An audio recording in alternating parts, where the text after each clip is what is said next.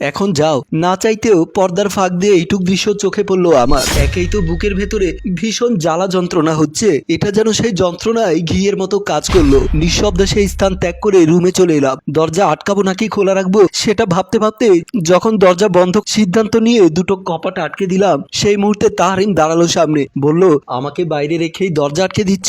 আমি কি বলবো ভেবে পাচ্ছি না। কিছুক্ষণ আগে দেখা দৃশ্যটা এখনো তার হজম হচ্ছে না। হবেই বা কি করে? যে মানুষ আপাদমস্তক তার, সে অন্য কারো ভালোবাসায় নিজেকে জড়িয়ে নিচ্ছে, স্পর্শটুকু গ্রহণ করছে, যত্ন নিচ্ছে। এইটুক যে ভীষণ কষ্টের, একেবারে দম আটকে আসার মতো কষ্ট হচ্ছে তার। সব কথা তো বলা যায় না, বলার ইচ্ছেও নেই, তাই শুধু বলল, আমি তো ভাবলাম আপনি ওই ঘরেই থাকবেন। কেন ভাবলে? বারে, স্বামী তার স্ত্রীর কাছে থাকবে, এটাই তো স্বাভাবিক। সেই হিসেবে তোমার কাছেও তো থাকতে পারি। যেখানে মনের টান নেই সেখানে শুধু কেন দায়বদ্ধতা তৈরি হবে বলুন? আপনি যান, আমি দরজা আটকাই, আমার খুব ঘুম প্রয়োজন। আচ্ছা, এক